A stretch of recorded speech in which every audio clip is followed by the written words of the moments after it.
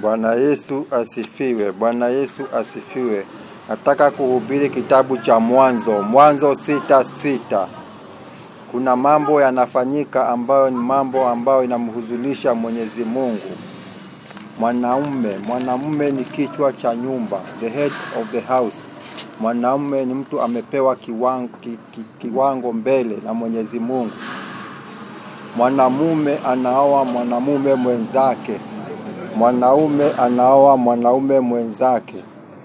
Hiyo ni mambo ambayo inamhuzunisha Mwenyezi Mungu. Mambo inamhuzunisha Mwenyezi Mungu. Mwanamke anaoa mwanamke mwenzake. Msichana mdogo anazaa. Mtoto anazaa mtoto mwenzake. Hayo ni mambo ambayo yanamhuzunisha Mwenyezi Mungu. Mambo ambayo yanamhuzunisha Mwenyezi Mungu. Mtu anaua babake, mtu anaua babake. Mtoto anaua mamake, anasahau baraka yake iko na huyo mzazi. Baraka ina mzazi. Huyo mzazi ukimuua unapata laana. Mwanaume anaua mzazi wake, hiyo ni laana kwa Mwenyezi Mungu. Mwanaume wanafanya harusi, wanafunganishwa harusi, mume na mume. Mtu anakuwa mwanaume ndiye bibi yake, wanaoana. Kizazi kitaisha. Mwanaume atatoa mtoto wapi?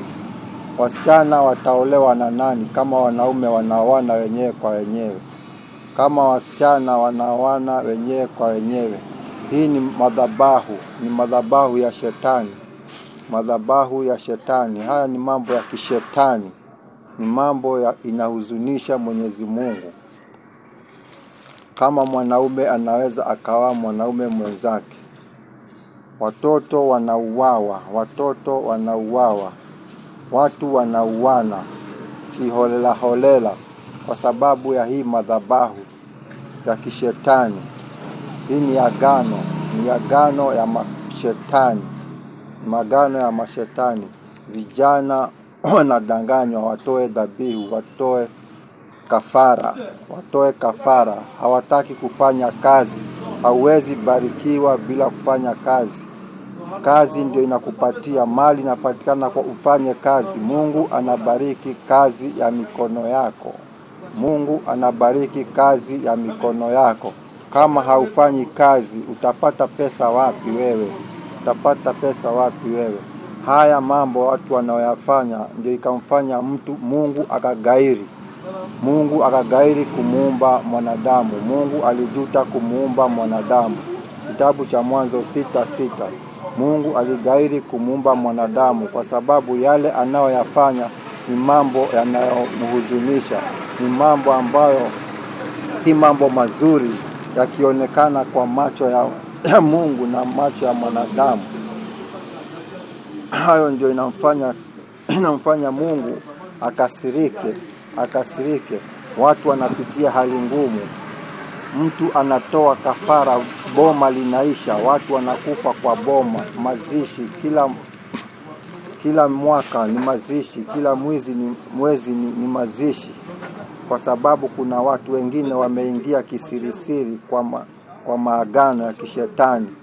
Watu wanakufa